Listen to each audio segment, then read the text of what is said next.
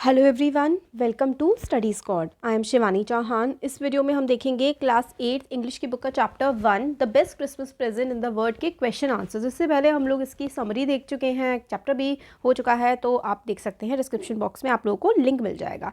अब देखते हैं, पहला क्वेश्चन है कॉम्प्रिहेंशन चेक। तो चैप्टर के बीच में क्वेश्चन होते हैं। What did the author find in a junk shop. तो जंक शॉप जो थी, यानी कि जंक शॉप होती है कबाड़ की दुकान या फिर पुराने सामान की दुकान, उसमें ऑथर जो जिसने पूरा चैप्टर लिखा है उसको जंक शॉप में क्या मिला था। तो आंसर है the author found a role top desk in a junk shop which was made of oak but it was in a very poor condition. तो ऑथर को एक रोल टॉप डेस्क मिली थी। रोल टॉप डेस्क मतलब इस तरीके से एक desk होती है जिसमें ड्रॉर्स वगैरह होते हैं और वो ऊपर की तरफ भी उठ सकती है ना। मतलब काफ़ी सारा उसमें सामान रखने का स्पेस होता है, वो डेस्क होती है, एक टेबल आप समझ लो। वो ओक की बनी हुई थी, एक ओक ट्री होता है, ठंडे देशों में मिलता है। बट उसकी कंडीशन उस टेबल की काफ़ी ज़्यादा ख़राब थी, वो काफ़ी ज़्यादा पुरानी, बहुत पुरानी वो टेबल थी। नेक्स्ट क्वेश्चन है what did he find in a secret drawer. अब वो जो टेबल थी उसमें एक सीक्रेट ड्रॉर था, तो उसमें राइटर को क्या मिला। Do you think who had put it in their. तो उसमें एक सीक्रेट ड्रॉर था उस टेबल में, तो उसमें राइटर को क्या मिला और आपको क्या लगता है कि जो चीज़ राइटर को मिली थी वो वहाँ पर किसने रखी होगी। तो आंसर है he found a small black tin box in a secret drawer. तो सीक्रेट ड्रॉर मतलब अंदर की तरफ ड्रॉर था, उसमें एक टिन का बॉक्स मिला छोटा सा। There was an envelope inside that box. उस बॉक्स के अंदर एक लेटर रखा हुआ था। I think that the owner of the roll top desk had put it there. Obviously मतलब बहुत ही सीक्रेट सा ड्रॉर था, कुछ छुपा के रखा गया था, तो पहले जिसकी वो डेस्क होगी उसने ही उस लेटर को या फिर उस बॉक्स को उस टेबल में रखा होगा। नेक्स्ट है who had written the letter to home and when. तो किसने वो लेटर लिखा था, किसको लिखा था और कब लिखा था। तो captain Jim McPherson had written the letter to his wife Connie on 26 December 1914। World war के टाइम पर कैप्टन जिम मैकफर्सन ने लेटर लिखा था अपनी वाइफ कॉनी को। नेक्स्ट क्वेश्चन है why did the letter return. What was the wonderful thing that had happened. तो letter क्यों लिखा गया था और ऐसी क्या अलग या फिर वंडरफुल चीज़ तब हुई थी। तो आंसर है the letter was written to describe a wonderful thing that happened with Jim on the day of Christmas. तो क्रिसमस पे एक अनोखी सी चीज़ हुई थी। Even though there was a war, उस समय फर्स्ट वर्ल्ड वॉर चल रही थी, जंग चल रही थी। Even though there was a war going on between two armies, British and the German, they played football and celebrated Christmas together. तो वॉर हो रही थी ब्रिटिश और जर्मन आर्मी के बीच में, बट क्योंकि क्रिसमस था, दोनों के दोनों देश क्रिश्चियंस हैं, तो 25 दिसंबर यानी कि क्रिसमस का डे काफ़ी ऑस्पिशियस होता है, पवित्र दिन होता है उनका। तो उन्होंने सोचा कि आज हम लोग लड़ाई नहीं करेंगे, जंग नहीं करेंगे, और दोनों आर्मीज़ ने क्या किया था, फुटबॉल खेला था और क्रिसमस को सेलिब्रेट किया था। नेक्स्ट है sorry What jobs did Hans Wolf and Jim McPherson have when they were not soldiers? तो वर्ल्ड वॉर के टाइम पर मतलब इतने ज़्यादा सैनिकों की ज़रूरत थी कि हर जो एडल्ट मेल था, चाहे वो पहले कोई भी काम कर रहा हो, हर किसी को आर्मी में भर्ती कर दिया गया था। तो हैंस वुल्फ और जिम मैकफर्सन जब वो आर्मी में नहीं थे, उससे पहले वो लोग क्या काम किया करते थे। तो before joining the army Hans Wolf used to play the cello in an orchestra इन डेसलडॉर्फ। तो डेसलडॉर्फ यानी कि जर्मनी में जो है, ये जो हैंस वुल्फ है ये जर्मन आर्मी का था, ये जर्मन आर्मी का कैप्टन था हैंस वुल्फ, और ये ऑर्केस्ट्रा में चलो प्ले करता था, मतलब एक म्यूजिशियन था डशॉर्फ में, ठीक है। और जिम मैकफर्सन जो था वो एक स्कूल टीचर था डॉर्सेट में, वेस्ट इंग्लैंड में। तो जिम मैकफर्सन जो है वो इंग्लैंड का था और वो स्कूल टीचर था, और हैंस वुल्फ जो है ऑर्केस्ट्रा में प्ले करता था, ऑर्केस्ट्रा मतलब म्यूजिक बैंड में, और ये जर्मनी का था, डसलडॉर्फ का। नेक्स्ट है had Hans Wolf ever been to Dorset. क्या जो हैंस वुल्फ था वो कभी डॉर्सेट आया था। डॉर्सेट कहाँ पर है, डॉर्सेट है इंग्लैंड में, ठीक है। और हैंस वुल्फ कहाँ का था, ये था जर्मनी का। तो क्या वो कभी डॉर्सेट आया था, इंग्लैंड आया था क्या कभी Hans Wolf. Why did he say he knew it. तो अगर वो कभी नहीं आया था तो फिर उसने ऐसा क्यों कहा कि उसे डॉर्सेट के बारे में पता है। तो देखो, no Hans Wolf had never been to Dorset, he had learned all he knew of England from school and from reading books in English. His favourite writer was Thomas Hardy and his favourite book was far from the meddling crowd. तो वो Dorset तो कभी नहीं गया था hence wolf, but उसने अपने school में इंग्लिश पढ़ी थी और इंग्लिश की काफ़ी सारी उसने नॉवेल्स वगैरह पढ़ी थी। थॉमस हार्डी की जो किताब है फार फ्रॉम द मेडिंग क्राउड, वो उसकी फेवरेट थी, किसकी, हैंस वुल्फ की। तो उसने किताबों से पढ़ करके उसको एरिया के बारे में जानकारी थी इंग्लैंड के। नेक्स्ट क्वेश्चन है do you think Jim McPherson came back from the war. How do you know this? तो आपको क्या लगता है कि जिम मैकफर्सन वापस आ गया था वॉर से, और आपको जो भी लगता है वो क्यों लगता है?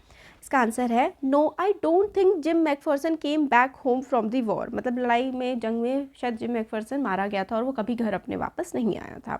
This might be reason why his wife preserved his last letter and on the top of it wrote a note in shaky handwriting, Jim's last letter received January 25, 1915 to be buried with me when the time comes.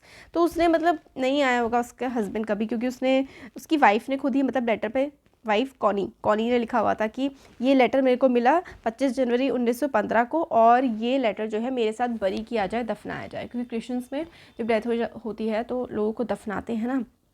तो Connie ने ये मतलब उस letter पे लिख दिया था कि जब मेरी मौत हो, मुझे दफनाया जाए, तो ये लेटर भी मेरे साथ दफना दिया जाए। इस तरीके से कॉनी ने लिख दिया था उस लेटर पे। तो इसलिए समझ में आता है कि जिम कभी वापस नहीं आया था। नेक्स्ट है, why did the author go to Bridport? तो ऑथर ब्रिडपोर्ट क्यों गया था? तो आंसर है author went to Bridport to meet Connie McPherson and return her the letter that was written by her husband and Jim McPherson. तो author जो है वो ब्रिडपोर्ट गया था कॉनी से मिलने के लिए, कॉनी मैकफर्सन से मिलने के लिए, क्योंकि ऑथर को वो लेटर मिल गया था ना, वो लेटर मिला था, तो वो लेटर कॉनी को वापस करने गया था, क्योंकि वो लेटर उसके हस्बैंड जिम मैकफर्सन का था, और उसको मतलब लिखा भी था कि जब कॉनी ने कि जब मेरी डेथ हो तो लेटर मेरे साथ दफना दिया जाए, तो इसलिए राइटर उसको वापस करने गया था। राइटर ऑथर एक ही होता है। How old was Mrs McPherson now, where was she? तो अब जब ऑथर पहुंचा था मिस मैकफर्सन के पास, तब मिस मैकफर्सन की एज कितनी थी और वो कहाँ पर थी? तो आंसर है, देखो, मिस मैकफर्सन वॉज 101, 101 साल की हो गई थी वो, 101 year old. She was in a nursing home named Burlington house. तो नर्सिंग होम मतलब हॉस्पिटल में थी, बर्लिंगटन हाउस के नाम के, और वहाँ पर ही अब वो हॉस्पिटल में ही थी। वो 101 साल की हो गई थी। नेक्स्ट है, who did Connie Macpherson think her visitor was? Connie को क्या लगा कि कौन उससे मिलने आया है? तो Connie Macpherson thought that the visitor was her husband gym McPherson. तो कॉनी को लगा कि मेरा हस्बैंड मेरे पास अब वापस आ गया है मेरे से मिलने के लिए, जब ऑथर पहुंचा था लेटर लेकर के। Which sentence in the text shows that the visitor did not try to hide his identity? तो मतलब कॉनी ने तो समझा कि उसका हस्बैंड आ गया, बट हमें कैसे पता लगता है कि जो ऑथर है उसने मतलब अपनी आइडेंटिटी को छुपाने की कोशिश नहीं की थी? कैसे पता लगा? तो sentence which shows that visitor did not try to hide his identity is, I explained about the desk about how I found it but I don't think she was listening. तो मतलब बता दिया था ऑथर ने तो पूरा कि desk थी और डेस्क में सीक्रेट डोर था, लेटर मिला है, बट कॉनी तो ध्यान ही नहीं दे रही थी, उसको तो ये लगा था कि उसका हस्बैंड वापस आ गया है। अब चैप्टर के एंड के क्वेश्चंस हैं।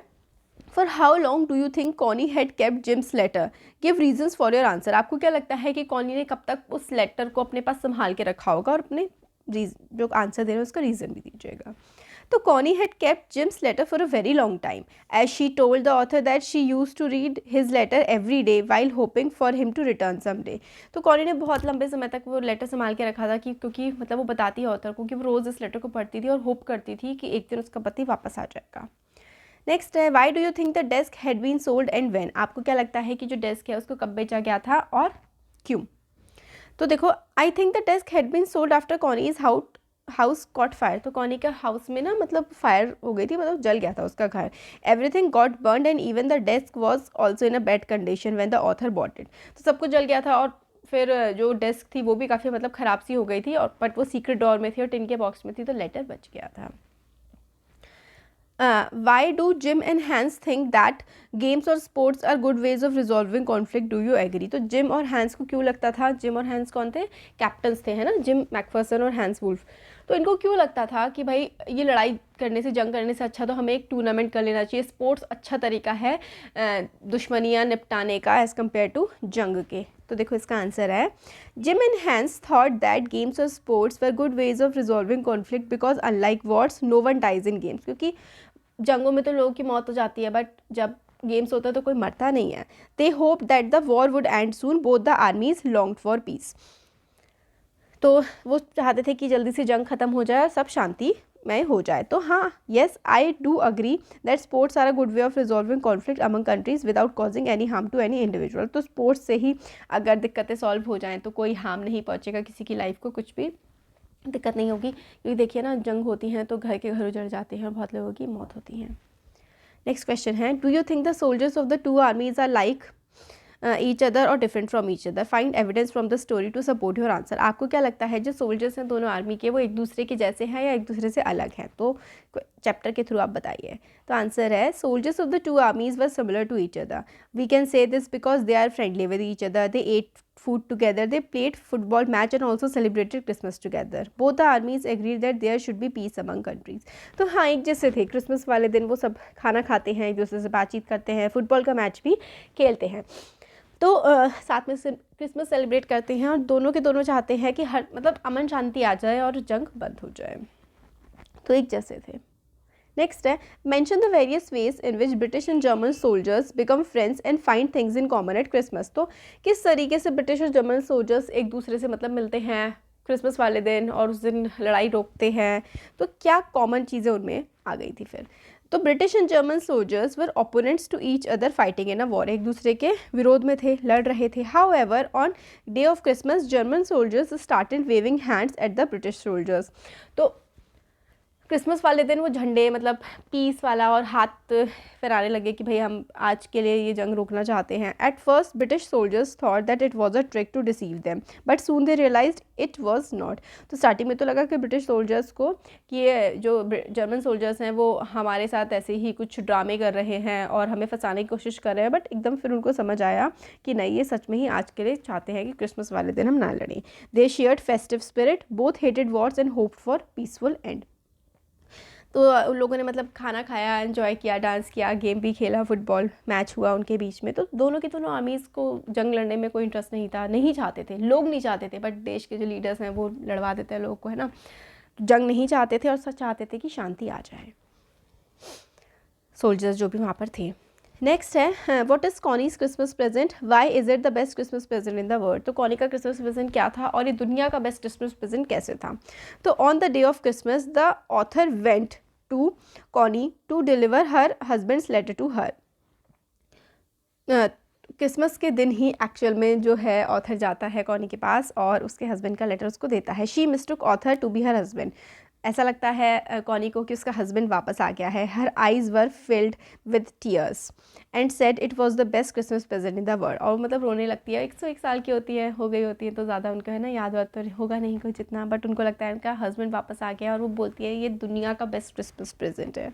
It is because of the letter her husband had mentioned that he would return by Christmas time next year. क्योंकि लेटर में लिखा होता है उसके हस्बैंड ने, जिम ने, कि मैं क्रिसमस तक अगले साल वापस आ जाऊंगा। तो क्रिसमस वाले दिन ही ऑथर जाता है कॉनी के पास वो लेटर लेकर के, तो कॉनी को लगता है कि उसका हस्बैंड वापस आ गया है। नेक्स्ट क्वेश्चन है do you think the title of the story is suitable for it, can you think of any other title. तो क्या आपको लगता है कि टाइटल सूटेबल है? भाई बिल्कुल सूटेबल है, बड़ा बढ़िया टाइटल है। The title best Christmas present in the world is suitable here as the old lady had waited for her husband for a very long time. बहुत लंबे समय से वो अपने हस्बैंड का इंतजार कर रही थी। He was to return on Christmas day and therefore when the author visited her to return the letter written by her husband she mistook him to be her husband. However she was wrong but also was genuinely happy. तो उनको लगा Connie को कि मेरे husband वापस आ गए हैं इतने सालों बाद, बट मिस्टेक किया उन्होंने क्योंकि वो तो ऑथर थे, उनके हस्बैंड तो थे नहीं, बट स्टिल वो बहुत खुश थी, उनको यही लग रहा था कि उनके हस्बैंड वापस आ गए हैं। तो ये कुछ क्वेश्चन आंसर्स थे, काफ़ी इमोशनल, काफ़ी प्यारा सा ये चैप्टर है। होपफुली आपको पसंद आया होगा। अच्छा लगा है तो लाइक करिए, सब्सक्राइब करिए और शेयर करिए।